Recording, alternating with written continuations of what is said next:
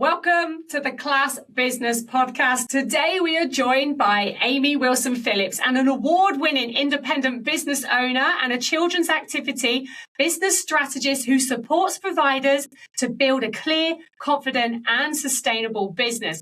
As a mum of three and a class provider herself, she truly understands the realities of filling those spaces and growing alongside family life.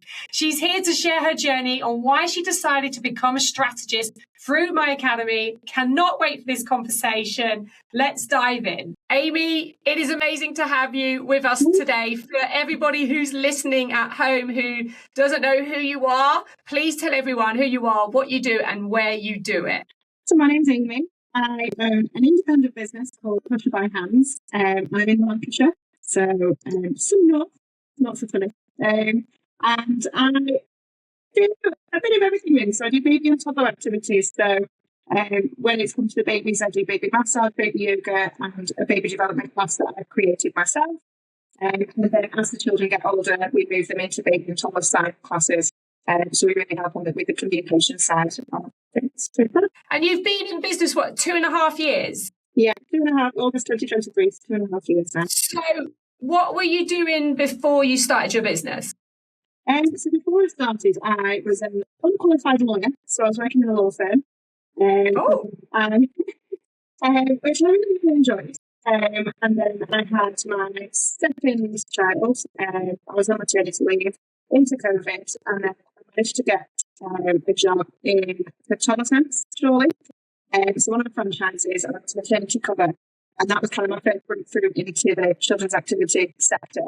And I did that for a year and a half, I think, before I then had my youngest child. And when she was about 10 weeks old, I got the opportunity to buy Hushabye Hands. So it's something I've been thinking of for a while. I'd wanted to have my own business, not just kind of work for someone. And yeah, I jumped in with both feet, really. So obviously the business was existing and you had the opportunity to take over. And at the time it was in halls, it wasn't in premises. No, it wasn't in premises. We were renting one venue at the time. They had to scale back a bit due to COVID. So they were just in the one venue at the time. It's very lovely. And so did you ever do any delivery in halls? Did you do that yourself? Yeah, so at first I took over their existing venue. So it's like a multi-sensory venue, so they do work closely with children with additional needs and things. So it kind of links quite well with what we do with the side. So I carried on there for a little bit, and I came back to my hometown as well, and worked in a soft play centre that wasn't just sensory room, so I worked in there as well. And just over a year after I started working, I managed to get my venue. So I've been there for about 18 months now. So how did you find a venue then? How did it come about? I'd been looking for about 6 months. I'd been searching for long-term rentals. I'd had one or two that fell through. And then I found this one next to my Pilates studio, actually. I was driving to a class one day and then saw a big poster that said unit to rent. So I sent him a message, had a look around, and then within a week I was like, yeah, this is for me, let's go. Oh, amazing. And did you have to do a lot of work to turn it into what you wanted it to look like? So we spent about a month doing it up. It didn't need much doing itself in terms of decor. I kind of kept it white, but just added my brand colours. Bought some sensory equipment because I've got a little sensory room in there as well. So it was more kind of the furniture and the equipment, but the venue itself is really lovely. And so does the venue, is it open 7 days a week or 5 days a week? So I'm in there at the moment, Tuesday, Wednesday, Friday, Saturday, 4 days. I've still kept one of my local venue, just because I've got a really good relationship with them, and it means I can say I'm a functional business as well. But then I rent it out on a Monday as well to another children's activity provider. So she uses that space on a Monday as well. So, amazing. So basically, what appealed to you about having your own premises instead of being like mobile? I think, mainly for two parts really. One was kind of having a base where everyone knew where they were going.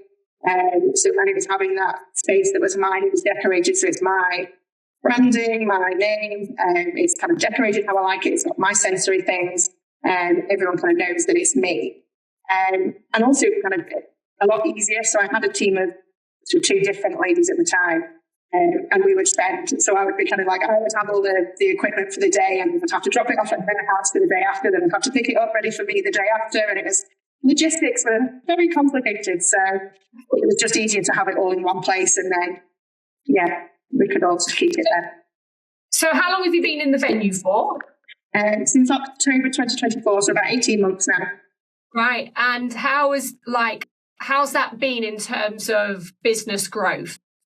It's been amazing, really. So obviously everyone kind of knows that it's me in there. And I've got a couple of other people that use the venue as well. One of those being the children's activity provider on Monday. So kind of get extra. In fact, just the other day she did like a venue spotlight where she did a little video of the venue. So it gets my name out there. And yeah, it's that base where everyone knows to come to, and it's not kind of, all over the place. I think it's really helped me, and people know kind of what I'm all about and my sensory room, so they kind of know what to expect when they get there. I can keep the environment and the atmosphere the same. It's all kind of relaxed and sensory-like. Yeah, and obviously in terms of marketing and sales and growing the business, like I know you've worked really hard to like get everything in place to market the business, to get people through the doors. So just walk through, like, what steps did you take to do that? So, I mean, one of my biggest avenues currently is, so I'm also a breastfeeding peer supporter. So I run my own breastfeeding support groups locally with a friend and colleague. So we have 3 groups a week. So we see a lot of pregnant mums and mums with newborns. And it kind of very naturally falls into, I actually run these groups as well. Being a peer supporter, it's really supportive for you. It's a safe space for you guys to come with your babies. And it's, again, that ethos, it's that supportive place. And that's very much kind of what I'm about as well. So as well as the baby development and working on their communication, it's a really nice space for mums to come and be themselves as well, and not have that judgment and have everyone saying, you need to do this, you need to do that, and things. It's just a nice safe space for them. So it's quite a nice follow-on, really. So I do get a lot of mums coming from groups. I think that's really wise. That sounds like a really good business model. So I would say the front end is the latch work that you do, and then obviously the back end of the business is the premises, and obviously bringing people in and retaining them so they keep coming back for more and more and more. So obviously we've worked together for the last, how many years? Is it like 2 years plus? In fact, it would be because I did market for the first time. I remember you doing it because I remember you getting the venue. And so what sparked your interest about becoming a strategist last October? I think, so having obviously worked with you in doing different courses with you for the last couple of years, I've learned a lot about the marketing and kind of placing myself within the competition, shall we say. So there's a lot of groups around me. And having a young child myself, I attend a lot of the groups locally. So I'm always kind of looking at them and kind of not comparing myself in, I need to do better, but kind of where do I place in terms of where they are and what am I doing compared to what they're doing. And so I was kind of naturally doing that anyway from previous work we've done. So I think this was just a really nice opportunity to take that a little bit further, go a little bit deeper and see if I can actually help them rather than just kind of using it to improve my own business, seeing if I can help them as well, because at the end of the day, we all want to help the families. So if we can all kind of be better, I think that's a really nice thing to do. And so obviously the course is 9 weeks long, which is a big commitment. And I know like you were there like every week doing your homework, because there's homework as well. What did you take from the course that you implemented into your business, or what did it actually open your eyes to? So obviously, having done some previous courses, particularly the Market Like a Pop Star, I'd done kind of basic things on my own business and learned how to improve things like the marketing. But it really helped me look a lot deeper into my business and analysed what I was doing and what I needed to do. So obviously through the 8, 9, 4 areas, I was able to work out which areas I think I'm actually quite strong in with my business and which areas I still need to do more work on. And I think that's a constant thing. So I think as I get better in one area, then another area needs improvement, and then that gets better, and then I'll focus on another area. But it's nice to have it kind of set out in that. Nice to have it set out in that way where I can this area I'll look at today, or this week, or this month, and it just gives me that focus, I think. And have you noticed that when you're now looking at other business owners in the area, you can see like if their messaging is aligned, if their marketing is on point, have you noticed those things? Yeah, I've definitely naturally started to do it more. So I've not formally gone into starting anything yet, but I'm naturally starting to say, oh yes, that messaging is coming here, and that branding and all this marketing is really, really good. And seeing where they're strong and where their positioning comes in. And it's really interesting to kind of analyse it all.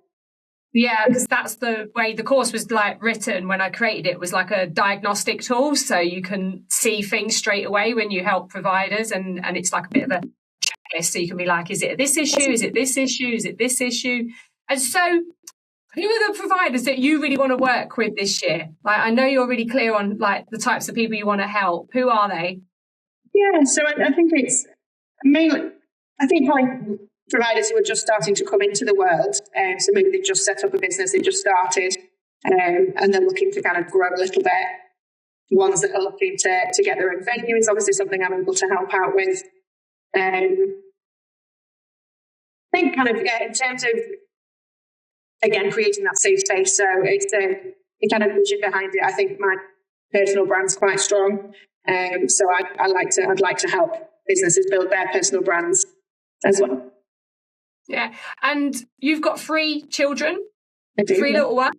Yeah. So managing a business as well as a family. Yes, absolutely. So it's a very fine line to walk. And obviously running a business is very busy. It's not just delivering the classes. There's so much that goes on behind the scenes as well.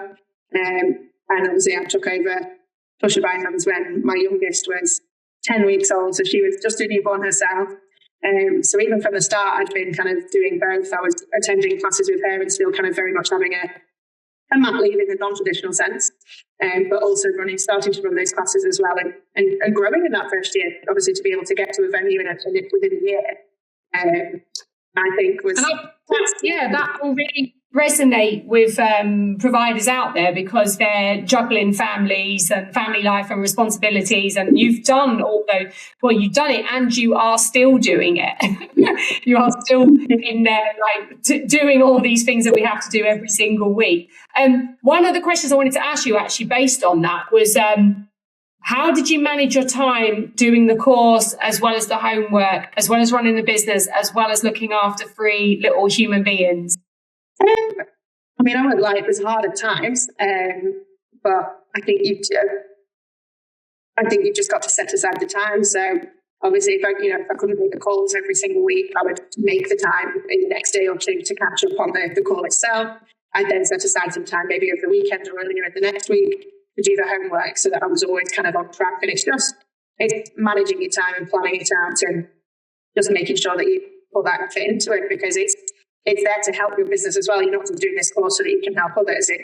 It's a massive benefit for your business as well.